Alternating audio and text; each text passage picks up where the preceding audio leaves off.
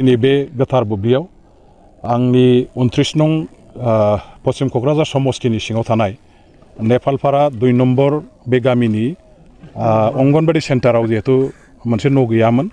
आरो बे न' गैयैनि थाखाय जोंनि बेवहाय मावनाय जायफोर अंगनबाड़ी हेल्पार आरो जोंहा वार्कार बिथांमोन दं लोगोसे बे अंगनबाड़ी सेन्टारनि जेसेबां जोंनि बेनिफिसियारि गोरलै गथ'फोर दं बिथांमोनहा गासैबो गोबाव समनिफ्राय थोजासे खस्थ' मोनबोनो गोनां जादोंमोन आरो बेफोर गासैबो बाथ्राफोरखौ खोनानानै आङो आसाम गभर्नमेन्टआ आथिखालाव दुलाराय आसामावनो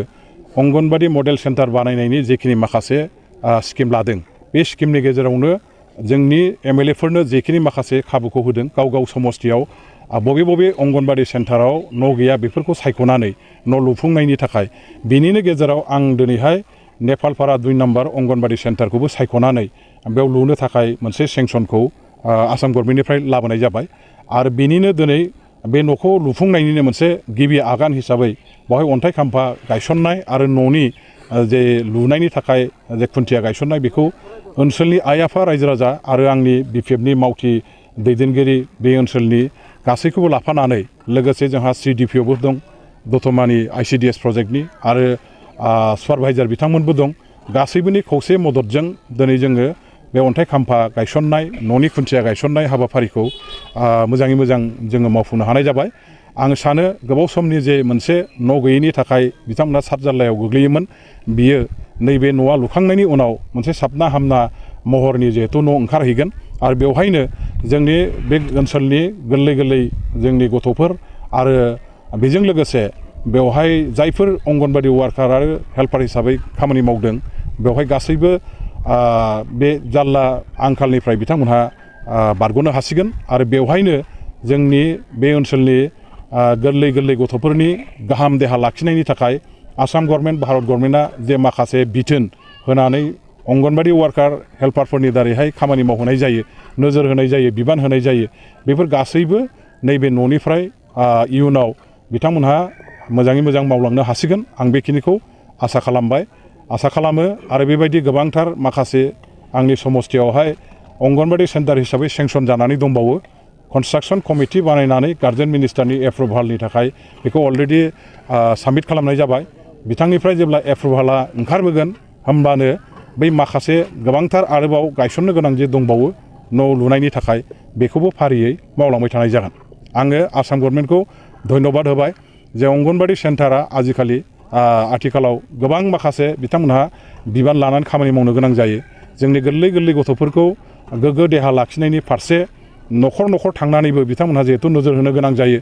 आरो बेबायदिनो गथ'फोरखौ दामनाय देनाय खननाय मोसानाय फरायनाय लिरनाय गेलेनाय गासैबो बिथिङाव आखा फाखा बेबायदि मोनसे गावखौ सोरजिनानै लानांगौनि थाखाय मोनसे फोरोंथाय बा फोरोंनायखौ बे अंगनबाड़ी सेन्टारावनो खालामनाय जायो बेजों लोगोसे समाजनि माखासे गेना गोरोन्थि आरो देशनि माखासे राजनैतिक अराजनैतिक माखासे सरकारि बिफान हिसाबै जेखिनि खामानि मावनो गोनां जायो बेफोर बिथिङावबो बिथांमोनहा बे अंगनबाड़ी वार्कार हेल्पार बिथांमोनहा खामानि मावनाङो दा बेबायदि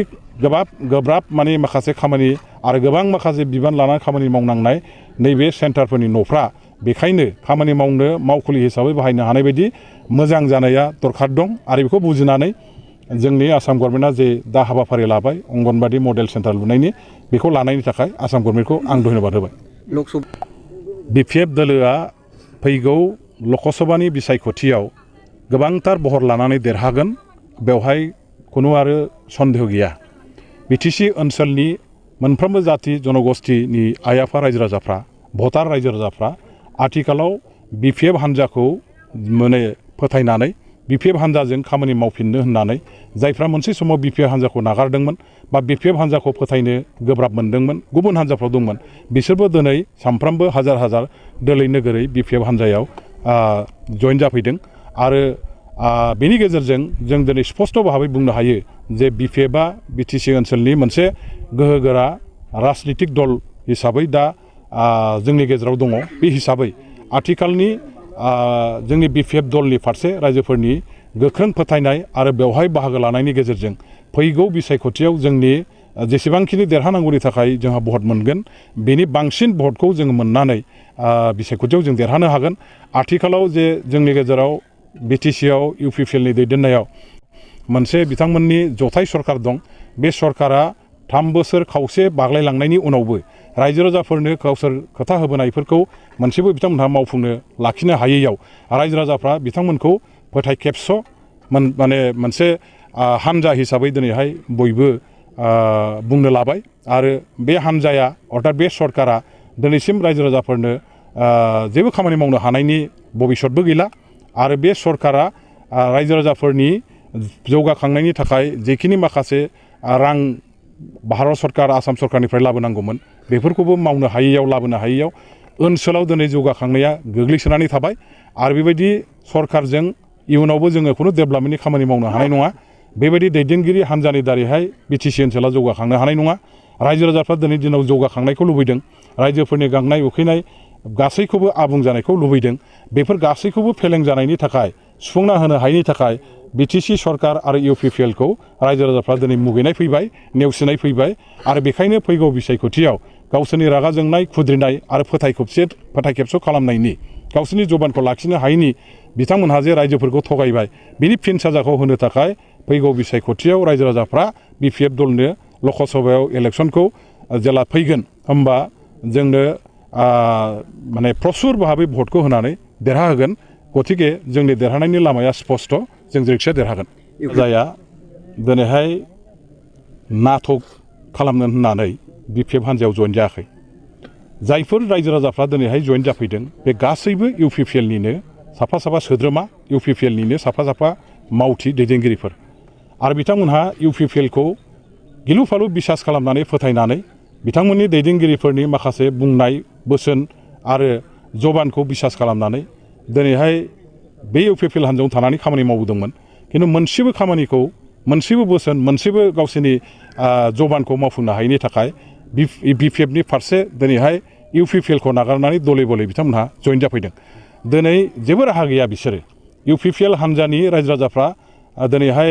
मोनसे गिलु फालु बारहुंखा बिथांमोननि गेजेरावहाय दल गारनायनि बे मोनसे दोहौआ फैदों आरो बे दोहौआव इउपिपिएल हान्जाया दिनै गाबथानो हाला गिलु फालु दिनै हाब्रां गिसिखानाय बायदि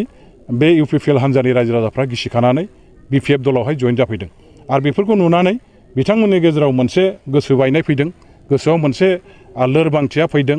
आरो रायजो राजाफोरखौ हमथानायनि जेबो राहा लामा जेबो खाबु आरो बुद्धि गैयैनि थाखाय जेबो मन्त्र गैयैनि थाखाय दिनैहाय बिथांमोनहा लामा आन्दायनानै माखासे बेबायदि ओंथि गैयै माने मा होनो बेखौ गोब्रामलाबायनाय माखासे बाथ्राफोरखौ बिथांमोनहा बुंदों